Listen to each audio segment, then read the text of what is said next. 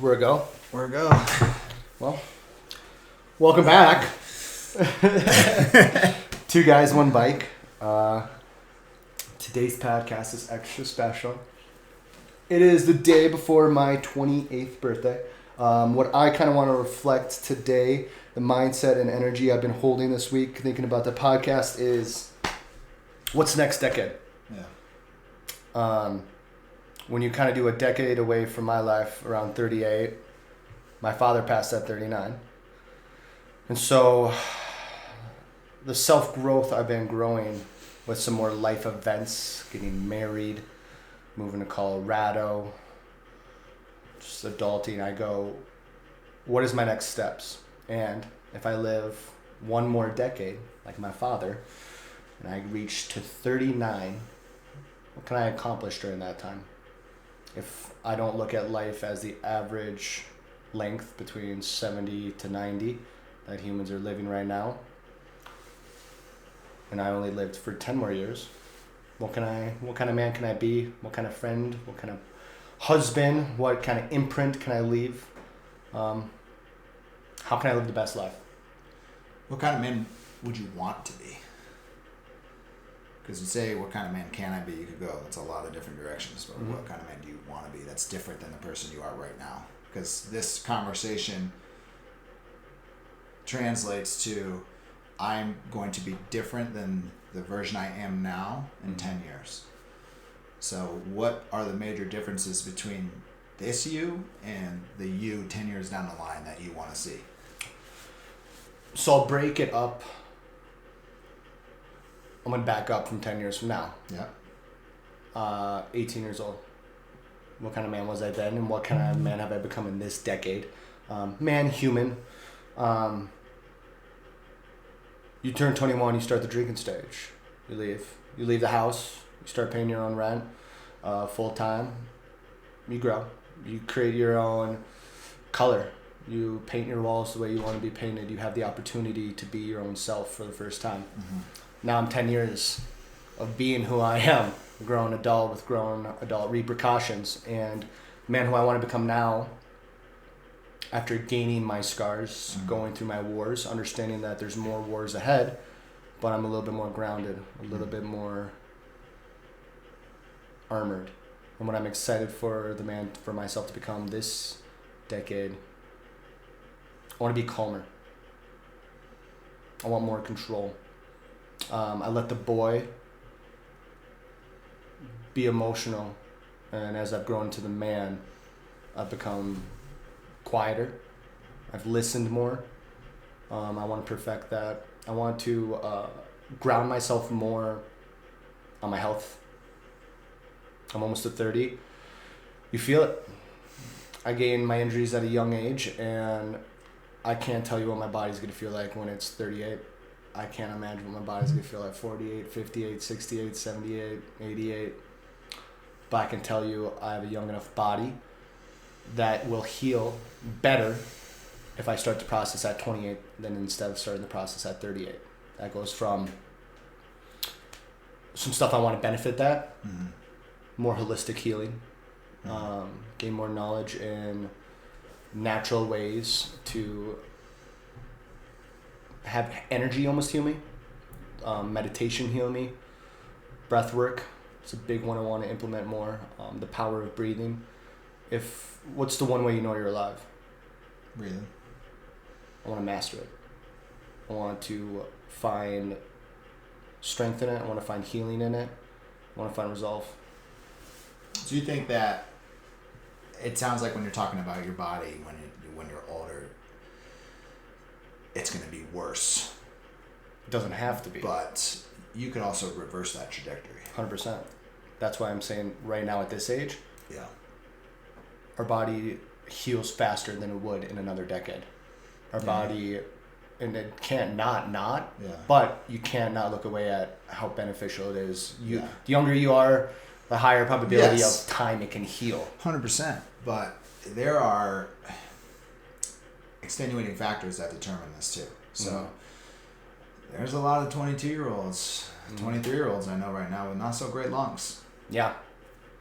That have said, I have trouble breathing.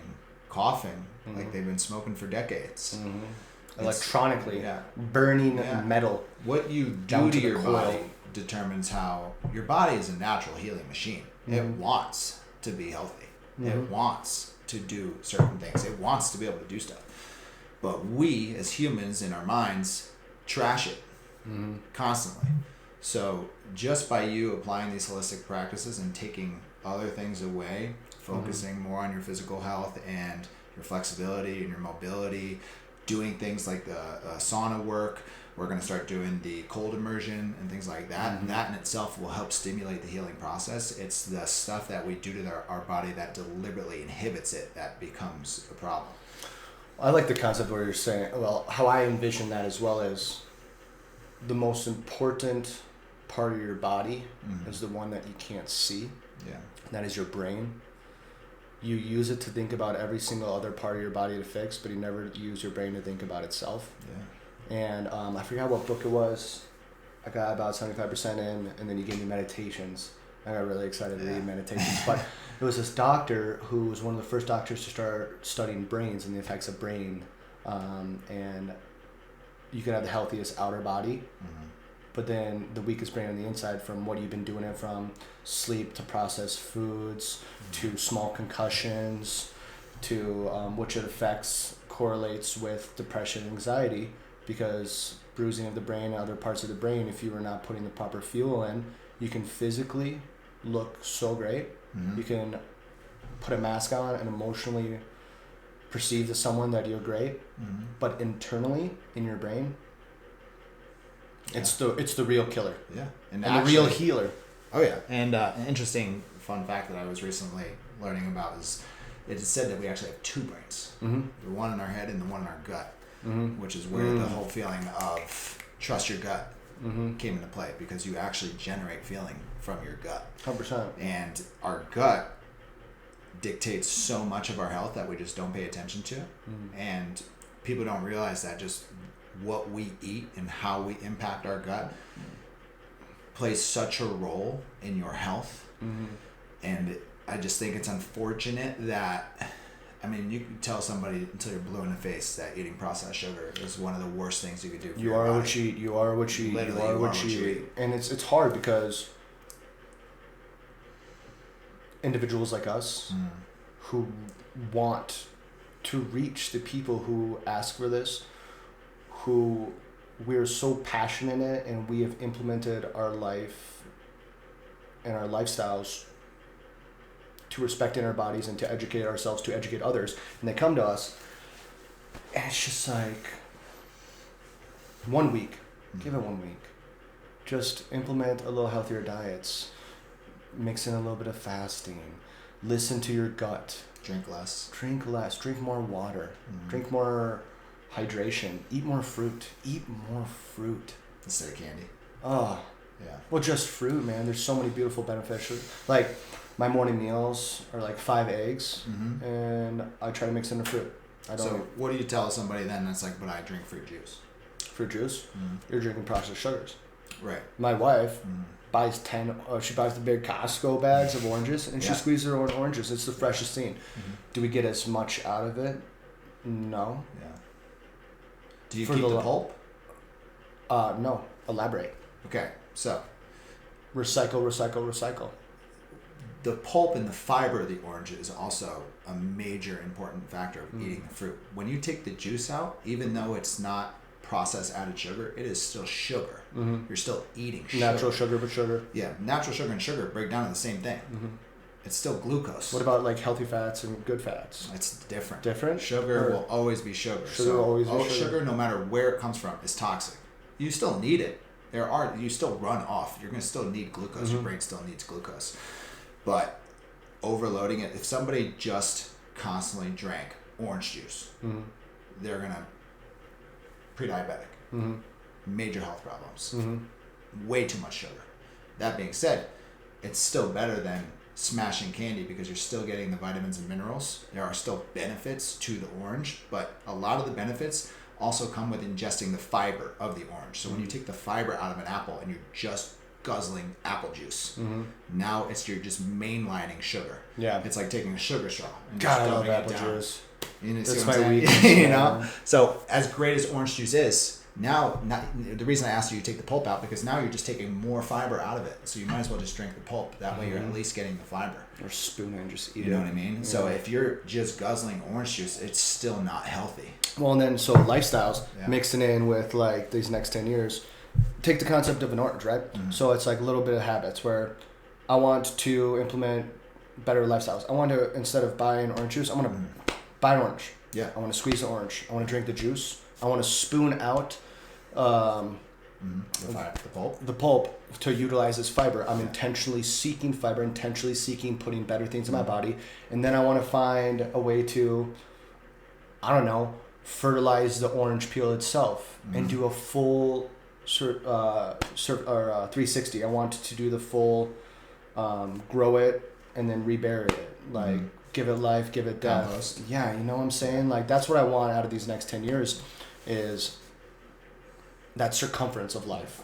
And I know you talked about this before, but you can also level up the orange juice by using it as a natural sweetener to a vegetable juice that you juice. So, God, I want to get into juicing. you see what I'm saying? That So, could be my birthday present to myself. Yeah. Juicer. Get a juicer. Costco. So you have your oranges that Megan's juicing. Use that. You Some know how when you ginger. go buy a juice from a store and it's like they add sugar, it's like a Yeah. agave or whatever. Use your orange juice as a sweetener. Yeah. That way, if you're somebody that can't just guzzle kale or spinach, you can add the orange juice in. So you're juicing orange, you're A little juicing bit of the ginger, carrot, a little bit of cayenne. ginger, cayenne. Then you're getting your kale, then you're getting all your greens in there, and now it's easier to drink due to the sweetener of the Take it orange as a juice. 3 ounce. Yeah, and then you're left with all of the fiber from the juice in the when it gets juiced through, and you could literally just spoon that in your Spoon mouth. that done. Because humans are so fiber deficient now, Yeah, especially with all 100%.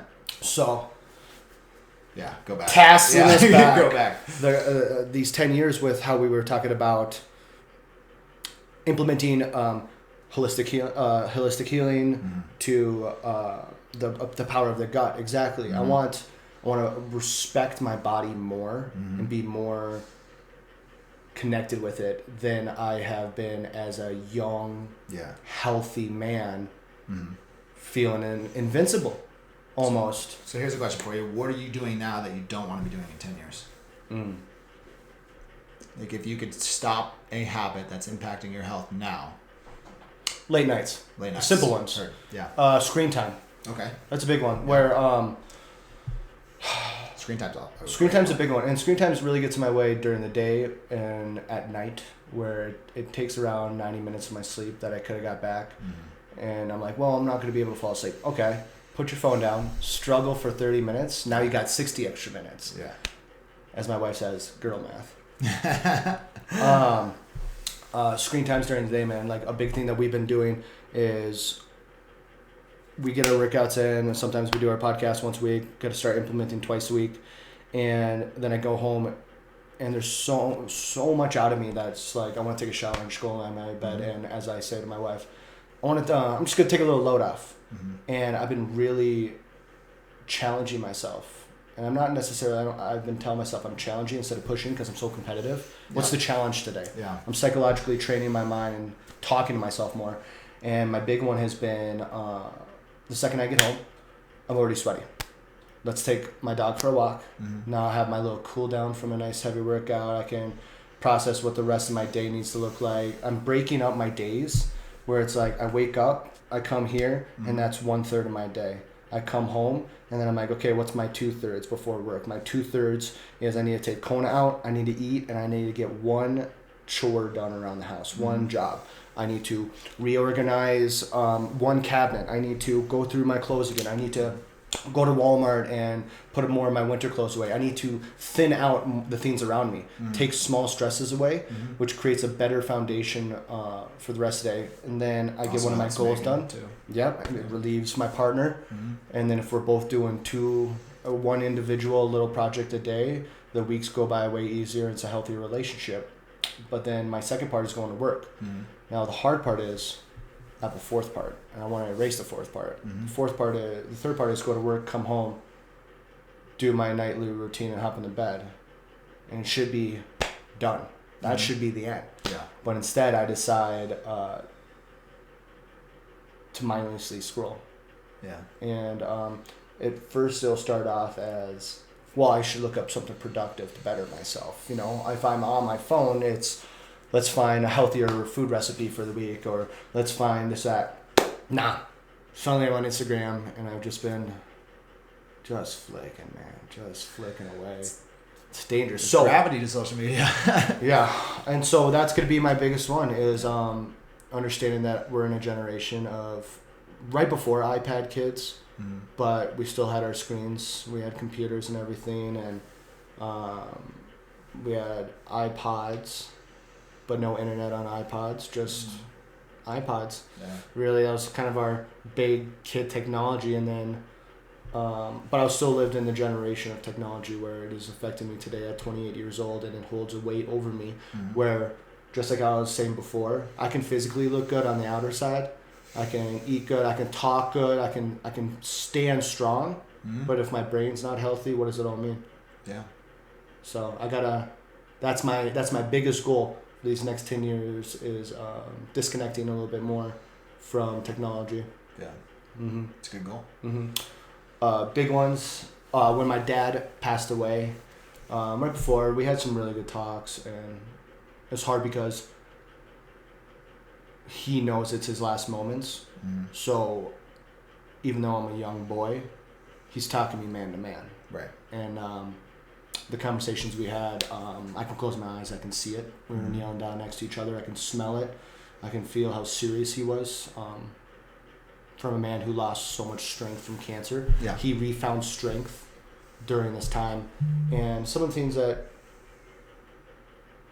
I think were important to him that when cancer took time away from him was his connections with family and his core foxhole. And seeing that and reflecting that, when you see somebody go down to their end and they're about to pass away, and what comes out of their mouth, which is most important, your family and friends. Right. That's his greatest. I think I want to implement that more. Like we've been talking about, giving less of myself to others to create some of these goals that I have successful. I have to shed, and it's not necessarily shedding bad stuff, but shedding weight that I've been carrying that I don't need to carry, so I can put the energy into the stuff that actually matters. Fair. And what matters is the closest friends and family. And grandparents are getting older, aunts and uncles getting older, nieces and nephews are getting older. They're soon not going to be in elementary, middle school, and high school. They're going to be grown adults, and it's going to be harder to have those times where I can call a sibling and be like, hey, can I talk to my niece or nephew? They're a grown adult, 20 years old. I don't know what city they're going to be in. I don't know what time they're going to have for me. And this is such a precious time that I could be giving to them, especially being the age I am. So that's something I want to prioritize more as well, my time for my family. Okay. Just a challenging question for you. I'm excited. So this conversation started because we are talking about the man you want to be in 10 years. Yeah. Which to me means a distinct shift of focus onto yourself. Because in order to become a new person, you have to focus on you. Trees grow in silence. Trees grow in silence. That's a fantastic quote. But in that same realm, you also just said the most important thing are friends and family. I'm the most important thing for myself. So, and I'm not saying like, hey, you have to be like, oh no, I'm the most important. But for me, it's hard for me to shift one eye to me and the other to friends and family. If I'm going to focus on me, that means I need to disappear. I need to work on myself. I need to put myself in the best environment to grow. Like you said, trees grow in silence. The trees aren't necessarily, well, that's an entirely different conversation because there's a lot of debate on whether the forest is one giant entity and all the trees are actually growing together. But are you a hippie? For the sake of the argument, the tree isn't necessarily worried about the growth of the other trees. It's trying to grow and reach, but for the sake of the metaphor. So I've always been a firm believer that in order to love others, you must first love yourself. 100%. So in order for me to love you, I must first value and love myself. That's how you should be valuing your partner. yes, I don't vow to love you. I vow to love myself to you. To give it to you. You know, so I treasure my time. I treasure myself. I treasure my habits. I treasure the direction I'm going so strongly that when I become friends with you, or I bring you in, or bring each other in, we're going together, which is part of the reason I don't necessarily have a lot of friends, because it takes a lot of energy to bring people with you, especially if those people don't necessarily want to come. So for you and I, it's a lot easier. Hey, we are on a trek for self-development, self-betterment. We're learning to love ourselves, and then we spread that love to the people around us. For me, it's Shelby and the people that live in this house. For you, it's other people. But if you're going to really delve in and focus on becoming a new person in 10 years, there are people that are not going to facilitate that. You know, there are friends that are like your couch friends. You know, after you hang out with them, you're kind of just laying on the couch relaxing. And then there are the friends that you hang out with and you're like, damn, I need to go like run a marathon, because they are killing it. You know, so when you hang out with those people and you see that they're driven and that they're doing all these things, and then you look back at yourself, and they just being in their presence stimulates you to say, wow, I'm slacking. I need to pick it up, because look at how much this person is doing. Look at the direction they're heading. Look at how much they've grown. I haven't seen them in a year. They're an entirely new person. You know, just like everybody that hasn't seen you in a month at the gym, you go back to the gym and they're asking you questions about what you've been doing. It's only been a month. You know, people notice these changes. So imagine 10 years of that. Are you going to be friends with the same people? Is that version of you going to be friends with the same people if you're that different? And then it's really like, well, how different do you want to be? Who you say you want to be, you're going to die in 10 years. How different is that 5-year version of you going to be, knowing you only have 10 years? You only have 10 years to be a new person. Let's just say you achieve that too, and now all of a sudden you're not going to die. Now because you became that new person is going in a new trajectory. And that's the goal. That's the goal of the next 10-year mindset, is almost like a rebirth, where it's searching for taking this time and really tasting that concept of this beautiful life, like this privilege to live, this privilege to have choice, this privilege to breathe. It'll be an evolution. It'll be these 10 years are the cocoon, and then after that it's just butterfly, and it's like almost gritting for the success of what it is to actually live, instead of being privileged to live and go through the motions.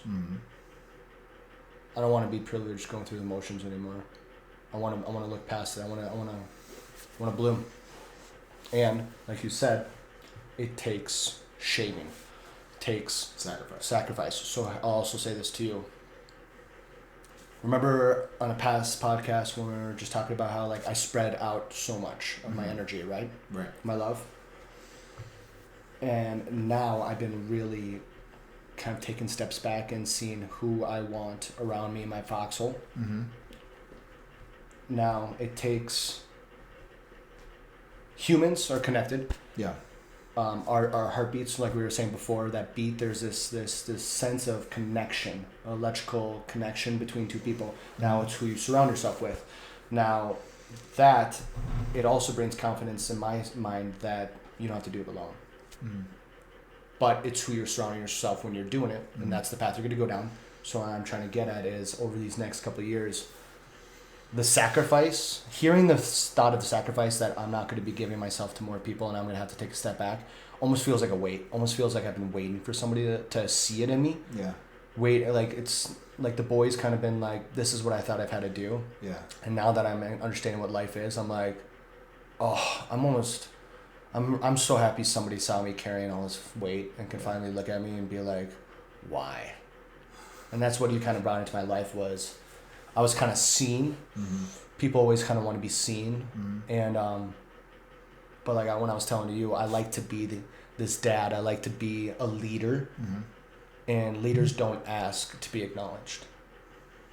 That's what makes a leader. Yeah. It's their job. And that's how I love to live my life. But finding another person who is a leader, who saw it, I go, how many other leaders are there? How can we put them all in our foxhole? Yeah. Can we all do this life together and keep growing? And that's what I'm looking for is this next year is I've created foundations with people and they love me and I love them. And they love me to the point where when they know that I'm going to be taking a step back, they won't be offended. And having that on my soul as a lover is what makes me excited for these next 10 years because I'm not going to hurt anyone. They're learned to love me so much that they want to see me succeed as well. They understand it's my turn. I can take a step back and I'm ready for it. Yeah. And I'm going to focus on it. I like the leader comment, and it really reminds me of something. It's when you ask how many leaders are there, they're not where we are. By doing what we're doing, you put yourself where the leaders are going to be. Just like shine bright. Just like there's no example of a Ferrari commercial or a Lamborghini commercial on TV. Because the people that own Lamborghinis and Ferraris aren't watching TV. Oh, I haven't heard that quote in a long time. Yeah. It's funny that hearing it now. hits. Yeah, it's funny hearing that quote now. hits. So when your behaviors don't line up with what a leader does, you're not going to find them because they're not there. They're out doing 14ers early in the morning. They're working out, grinding by themselves, doing their own thing. They're coming home and they're doing checklist chores. They're going to bed early. They're going to bed. They're waking up early. They're up before everybody else is up. Usually alone or with their own foxhole doing their own thing. And you know what? It's hard. Yeah. It's hard to create an expectation for yourself and live up to it. But the double-edged sword of that is finding... I'm going to back myself up. What I'm trying to get at is that when people hear us talk about this, I don't enjoy the process every single time. It's not easy. It's heavy, but it's not as heavy on the other side of the coin. It is harder to not get up. Regret's heavier. Stay in bed, eating shittier, having worse, it's just hard because when people hear the way we talk about it, they go, that's just too much work. I go, yeah, but it is just so worth it, man. Yeah, but you don't want to know what else I hear? I wish. Yeah, I wish I did that. I would love to do that. The regret's heavier. Sit in a graveyard for a while. You'll feel a ton of regret. The amount of unaccomplished dreams, the amount of unfulfilled wishes, the amount of I wish I did, I wish I could, I wish I didn't do, I wish I spent more time doing this. So that's what got me, kind of woke me up, was that one time I was listening to David Goggins and he ran past a graveyard and he was just like, there's no fucking way I'm gonna end up in here with regret, and I'm gonna push harder. And I think that's what this kind of implemented for me this decade. Once I reached the age of when my dad passed, I want to be blooming. I don't want the what ifs. I think that is the core passion of what this is. I don't want the what ifs. And I don't have an answer. Yeah. And there's never an end goal. That's what I've learned. The greatest thing with success is there's no end goals. Yeah. There's no end goal with my diet. There's no end goal with my fitness. There's no end goal with my love for my partner. There's no end goal to anything. It's just keep doing it. Consistency. And then if I never stop, I'll never have the option of, well, what if I stop? What if I kept going? Right. Because if I live my life with this purpose, this lifestyle, that's going to bring more benefits to myself and the people around me. Right. I won't have that what if. Mm. I'll have success, accomplishment, relief, acceptance. Yeah. Good. I like that. Because this entire time I even wrote down in my notes, I go, what is the core passion? Like, what is the passion behind this? And like I just said, living. Yeah. Because I'm going to live well past my father's age. I can promise you that. But if I held a little bit of accountability of having so much death, I understand how fast life can leave. I could leave your house today, and I could leave this, get in a car accident. I've had a brother, a best friend brother, had a large heart, 21. Parents, aneurysms. Friend hits his head on a boat, passes away. Friend hits black ice, rolls their car. 2 friends accidentally did the wrong drug and it was laced. Both died side by side. Like, I've tasted all of this. And I think it resonates having those little experiences of having so many people at a younger age die for me.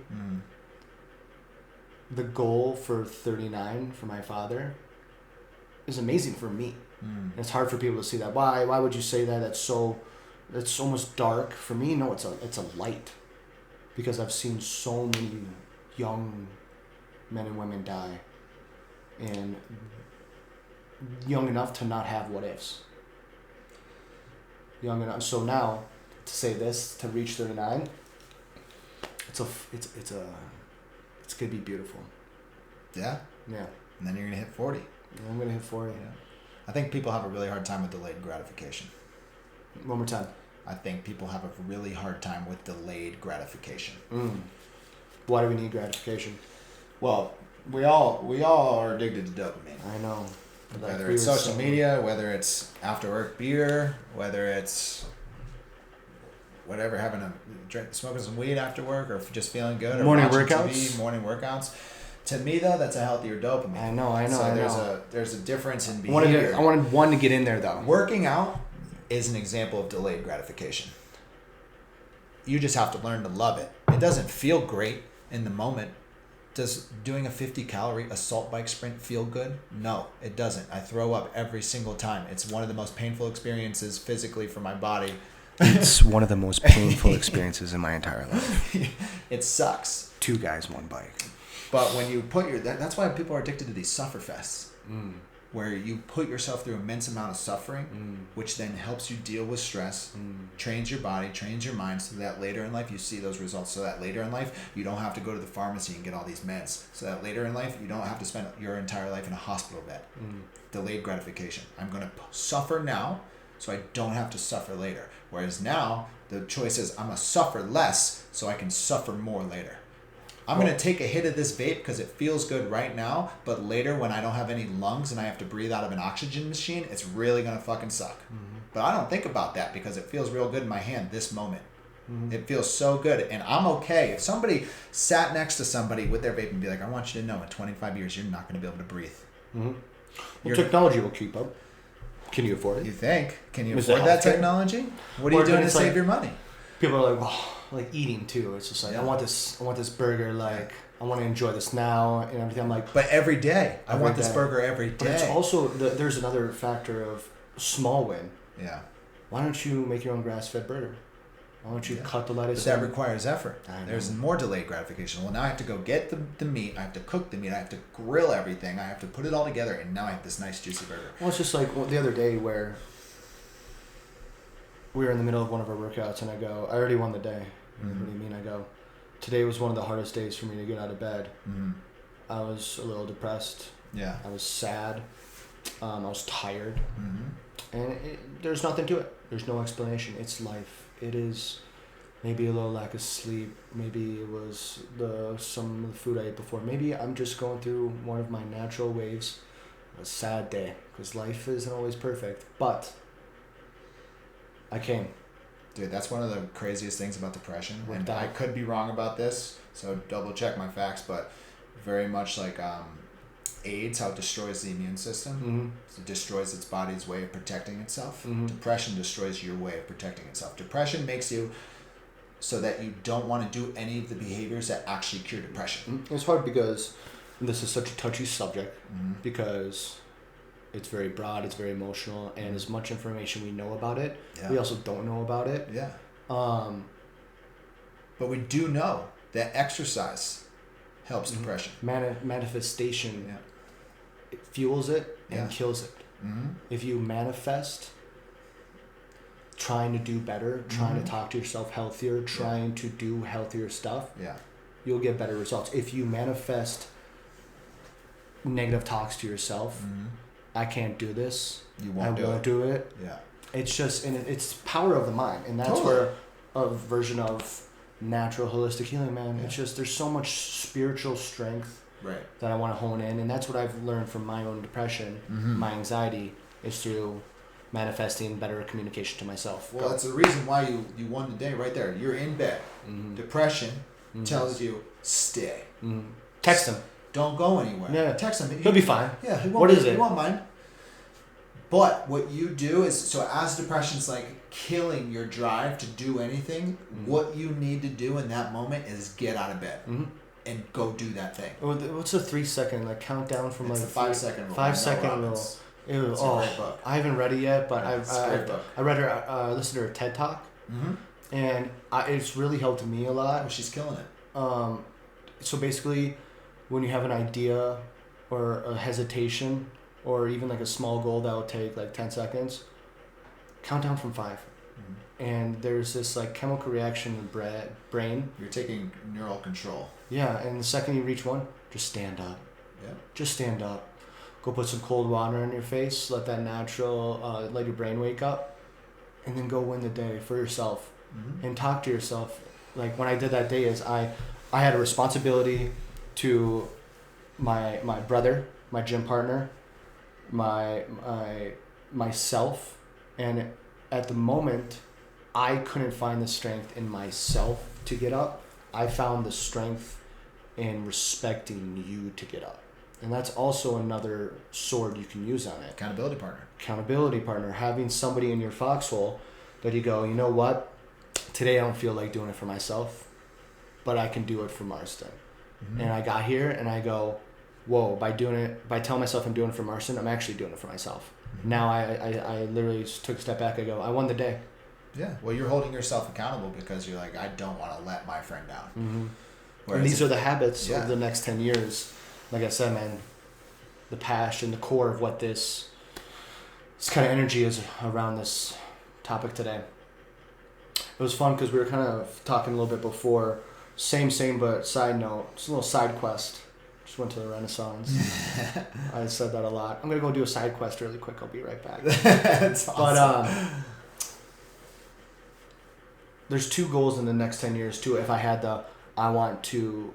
only had 10 years to live, how do I want to live my life? Mm-hmm. And there's 2 things I wrote down. I said, I want to purchase a house and I want to travel the world. And the 2 hard parts about that is the realization of what you can do with my financial state, with my wife and I's financial state, having a couple dogs and a cat, living in the state where you're living. There's so many factors. Now, I'm not saying I can't accomplish any of them. I'm not saying I can't accomplish both. It'd be hard to accomplish both. But what I'm getting at is there's just 2 paths. Mm-hmm. In those 2 goals, there's 2 different paths if there was a 10-year cap window. Mm-hmm. You could save up, budget really hard, go out less, and then save up for a house. Mm-hmm. People go, that's hard. I go, well, I don't have to spend money when I go work out. I don't have to spend money when I go fly fishing. I don't have to spend money when I go camping. I don't have to spend money when I sit in the presence of my wife. I don't have to, like, there's plenty of ways to not spend there's money. so much, and we've just created such a crutch. And there's that route, and then you can start paying off a house. Sure. Then it's like 10-year goal, then go travel. And that's the successful comment out of utilizing both, because there's no real way to get both of them done in 10 years, because traveling the world, I mean, after backpacking Guatemala with Megan, man, just, It's a life-changing experience. it was just so beautiful. It was It was some moments scary, Mm-hmm. so alone. So I'm a white American man in a country, In a third world country. in a third world country, and there's like a point where like we were surrounded by a group of intoxicated men, and I was like, okay, I protect us. I beat the shit out of them. I don't speak their language. Police are on my side. I'm in another country. It was just a realization where You're vulnerable. it went into this mindset. All of these life experiences in this last year and a half, 2 years, has gone to fueling this 10-year goal. Mm-hmm. And it's, wow, I've never tasted that. I want more of that. Mm-hmm. I want to backpack all over Asia. I want to go backpack New Zealand. I want to go to Ireland. I want to go to Japan. I want to go to South Asia. I want to go to Peru. There's just so many beautiful. I want to just talk to so many people, and that's a passion. Mm-hmm. But I don't know how realistic in today's time you can financially afford that right now. But it also comes down to deciding how important it is to you. You're right, exactly. So there's a way you could do it while you're saving for a house, right? Let's just say you and Megan decide that we'll make it even broader. Instead of every 2 years, you're going to do a backpacking trip. Mm-hmm. And it's something that you plan for 2 years ahead of time. You're going to do a backpacking trip. Mm-hmm. You know you need a certain amount of money for that trip. Let's just say every time you want a drink, you take the money you're going to spend on that drink and you put it in an envelope. That's a good one. For 2 years, you both do that. I promise you, when the 2 years are over, you're going to have enough money to go on that trip. Mm-hmm. And if not, you'll have close. While you're also paying off a house. While you're also paying off a house. And then you can even decide even more. Every time at work that I want to get food, I'm going to take that money and I'm going to put it in an envelope. Mm-hmm. Anytime that we're out and we want to get food, and yeah, it's going to suck because there are going to be times you're like, man, I just want this. And then you have to ask yourself, do I want it more than I want to backpack New Zealand? Mm. And if its answer is no, then you just put the money in the envelope. And you just keep stacking it away. And you're deciding every time it's a decision, what's most important to me? Is it this or is it that? Every time I want to skip a workout, what's more important to me? Getting this workout done and prioritizing my health, or sitting down and watching that TV episode? Mm-hmm. And sometimes you lose. Sometimes you make the choice for the instant gratification, and that happens. But if you're consistently making the right choices, eventually you're going to accomplish that goal because that's your system. And you do them so often that you don't look at them as a chore. You look at them as, I'm excited to do this because I've trained my body and I've understood, I've been educated how much it benefits me. Because at the beginning, like you said, you're so struck to me to go back to some of those habits. But I will say, like, sitting down in front of the TV, that's a reboot, recharging the batteries. 100%. Absolutely beautiful. I love doing it. But so a hard part for me is, I always think it's so funny where we pay so much money renting to stay in a house that when we have days off, we're trying to leave. And that's where the fixation of wanting to, like, buy a house. Like, I never thought, like, with my mom, single mom, growing up, after dad passed, watching how hard she worked and how I've never even thought I would ever live in a house. Yeah. And then I lived in, like, a townhome a couple times, but this is the first house I've ever lived in with Meg and I that we're in right now, and God, I want to buy a house. I want to have a house paid off so when I travel, I'm not paying someone, renting out to somebody. It just doesn't settle. Or you could have somebody rent from you. Or I could have somebody rent from me. That's the end goal, man. That's why 10-year goal. Yeah. 10-year goal, the main one. Yeah. Save up for a house. Yeah. Start paying off the house. Rent out the house. Yeah. And that's the thing with real estate is it's a long-term goal. Yep. It's not something that brings wealth right away. Nope. It's something that you build over a long period of time for financial security so that when you're 45 and 50, you don't have to think about what you're doing. Mm-hmm. But for me, I mean, you know me, how often am I home? How often are you out? Always.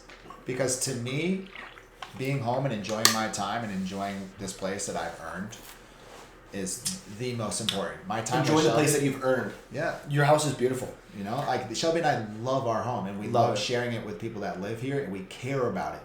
I would love for you to come and binge anime with me all the time because that's what I'm doing here. Always. On days off and I want to just mental retreat, I'm here.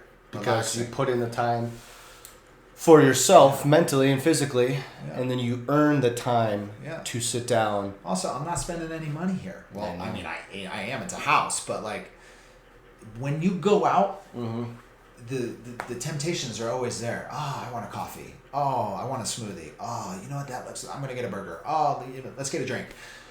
When I'm home, and I'm just chilling in the hammock, I have everything I need. I can make the food I need. Yeah, sure. Sometimes I'll go out and I'll get myself a pizza or something like that. But like, I'm enjoying my time home. Whether it's reading, writing, I'm working on myself. I am home, constantly working on myself. I am the project. I'm home. If I'm out, I'm no longer working on myself. I'm now giving energy to others. It's no longer about me. You know, right? If like tomorrow, I can't wait to go on this hike with you. Oh, I can't wait. You We're going to know, go hike a like- 14er tomorrow. You know, it's the same 14er that I did with my cousin Cody that made me literally question my life. But Hoorah. like it's I'm doing something like it's bettering me. So when I leave the house, I like to do things that are bettering me. You know, if we play a pickup game of like Ultimate Frisbee, I would love doing that too. Enjoy that. But a lot of the time, that's not what I feel like people are doing. You know, like when I'm leaving, I want it to be in betterment of myself. And these are all the small goals that I'm implementing, You know, and small habits. yeah, We always go back to that phrase, small habits. small habits Makes the consistently biggest over difference. time. Yep. There's no end Consistent goal. small habits. So when I consistently do these small habits Yeah. through putting my time and energy on bettering myself, putting my time and energy on financially supporting myself, I can't wait to see what one decade brings. And it's tough too because something I've been thinking about is the reason I'm always thinking about why am I doing a certain thing, not necessarily just trying to check it off a list of like, oh, I journaled today, oh, I meditated today, but why am I doing that? Why am I Elaborate. taking the time to journal? What have you come up with? Mindfulness, expressing my own thoughts and feeling my own thoughts. Instead of just Getting thinking all it, you of can my- get it out. Yes, getting everything down on You're a piece shedding. of paper. Exactly. I'm bringing to life my thoughts. Relieving weight. And then I could write about ideas for my book. I could write about my relationship with you. I could write about how I'm feeling. I could try to digest how I'm feeling. It's almost like chewing my food, except I'm chewing my thoughts. Rather than just swallowing everything whole. Now I'm at least digesting. That is why I journal, because it allows me to do that. Why am I writing? Effort? Oh, I want to publish a book. Is that why you're writing? Because if so, it's not necessarily like a wholesome good reason. Oh, you just want to be a successful author. Well, why are you writing? Why do you care about the story? And then I had to go into thought of like, oh, I love the feeling of putting words on a page and looking at it and reading it and feeling like I created something. Something came from this page was empty, and everything on this page came from me. I've created this. I'm building something myself. That's why I write. I feel better when I did it. Even though there are times I wake up and I stare at that freaking computer screen and I just roll my face across the keyboard. But you won the day. But I still write. You won the day. And then another tip I use for myself is I call it the 2-time rule. I never miss something twice. So if I miss it during one day, I gotta do it the next day to maintain the habit. And it's hard. That's a dangerous route because Yeah. roll over like that. You do that once a week. Next week you do it twice. Yeah. Maybe a month later 3 you end up times. doing 3 And times. before you know it, it's been 2 weeks and I haven't written. It's dangerous. Yeah. So if I miss a day, I know that next day I gotta get it done. And it's about accountability and understanding that gritting it and getting it done, you're not going to feel the pleasure of it until after you accomplish it. And that's Yeah. the hard part. Going through, slicing through the weeds to get to the flower. Yeah, and I think something I hear from a lot of people now, and this is something I also suffered from, was later. Like, well, I want to enjoy life now. I'll do it later. Okay, you're 24. When's later? Because you say you gave in the beginning, you talked about how, okay, I'm 21, I got through my drinking phase, now I'm going to start paying rent by myself. I know 24-year-olds that don't pay rent by themselves. Oh, dude, I was paying rent. I won't even get in that conversation. But you know what I'm saying? Everybody's different. Their timelines are so different. So you can apply this at any point in time. Why not just start now? Well, I would love to take care of myself, but I want to enjoy myself now. Why not just start now? Just start. Well, the best part about what I like about that is, I don't remember if it was from her TED Talk, the 5-second thing, but if there's something that takes 30 seconds to do, Mm-hmm. do it. Yeah. Just do it. And having that mindset, Yeah. do that mindset for like 8 weeks. Mm. And just keep telling yourself, is it 30 seconds? Okay, I can do that. Go do it. Go do it. And having those little wins, suddenly out of nowhere, you've programmed your mind and you just start doing it. Yeah. And then suddenly out of nowhere, you have other ones where you're like, I can knock that out. It's just 10 minutes. And then you get into the bigger picture like you're saying. Mm-hmm. So small habits create big wins, man. Small habits, small habits, small habits. But A funny one is, and this is something I've started, and I've been doing it consistently for about a month now. It's the first time I've been consistent with it. And it's just cold showers. yeah. I do a 2-minute cold shower a day, but I still do a warm shower. So I take about 2 showers a day.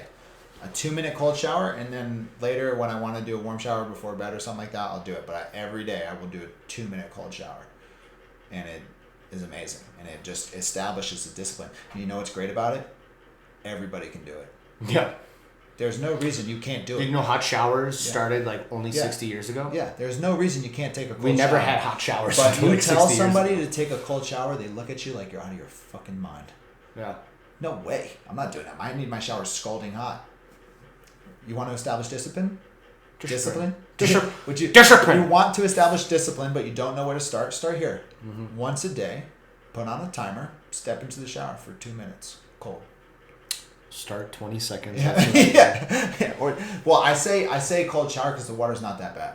No. Unless it's winter. Winter, the water gets Pretty cold. Yeah. But in the summer, I mean, dude, have you ever been in a waterfall? Like, it's just water. It's just because you're used to warm water. See, it feels when cold. you say that, you know what comes to my mind? I'm like, when were you in a waterfall? You're like, well, actually, when I was backpacking the jungles of this, I meditated under a waterfall for 7 hours. I apologize. I'm just saying, like, if you've ever sat under a waterfall, if you've ever been in a waterfall, or just swam in a river or the reservoir, like, yeah, the water's chilly, but you're gonna manage. You're not in the Arctic. I you're love gonna that. be man. okay. I can't wait for winter. Do some cold plunges up at Horse You're Tooth. gonna be okay. Yeah. The water's not cold enough in the summer for you to be like, man, I have to start 10 seconds. You're gonna be okay. Yeah. If the water was 38 degrees, yeah, give yourself 10 seconds and hop out, build up to it. But sure, start with 30, but just establish a habit of bettering yourself, and that habit can just easily be, I'm gonna step under some cold water for 30 seconds. Start there. Yeah. Challenge yourself. That shock, that initial stutter where you're like, that feeling of like, I really don't want to get in this water, that's a stress response. It teaches you how to manage stress. And that's what I think I'm excited for. Little habits, little wins that I've already implemented in the last week, Yeah. the last month, the last year, last 4 years being in Colorado. The foundation that I've created through my small habits, through my self-communications, through trying to journal, through choice of how I speak to myself, choice of how I hear from others, choice how not needing recognition from people because I want to be a leader. I am so excited for the next 10 years of my life. I cannot wait to live. I've been living, but I never knew I could live like this. Yeah. And it's because I've been taking away all those toxic stuff. I'm in a beautiful relationship. We communicate. I'm heard. I'm seen. But I'm not heard and seen from other people. That's not how I got to this place. I'm heard and seen for myself. Yeah, but you're paying attention.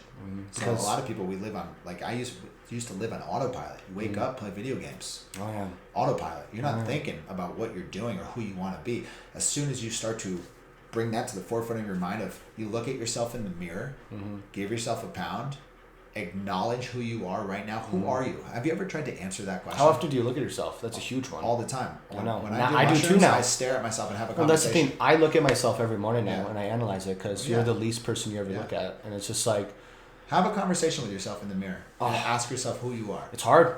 It's almost Harder than impossible. journaling. It is so hard. Take a second, sit down, ask yourself who you are, and try to honestly answer, and see what you can come up with. See what would happen if you walked up to somebody and be like, "Can you tell me who you are?" It's tough. It's not easy. It's hard, and that's one of the first places we should start. Who are you? Who are you? And then do a 2-minute cold shower. Crush it. No, But man. it's tough. Like to really sit down in a meditative state and ask yourself and analyze, who am I? Why am I like this? Who am I? And be honest. Like really get into yourself. Who am I as a person? From that, Yeah. it makes me want to like. So I have like one of my concluding statements that I want to bring up with this entire session, and who am I? Yeah. As you're saying, I wrote you a text yesterday. While reading the Daily Stoic, I've been really trying to manifest how I can be a Stoic and It's a great live that text. kind of mindset. And I want to read it out loud as kind of a little bit of a creed of what I want this next decade to be. Maybe out of everything that's happening, this is kind of like the creed I want to live by. Let's do it. A Stoic doesn't need to be acknowledged for his good choices in life. A Stoic shines bright through his actions, not looking for anything in return. He sheds the skin of people who can't keep up. A Stoic doesn't hold negative energy on others, from others on themselves. This is kind of Fantastic. what I've been manifesting. This is my own words. I wrote this, and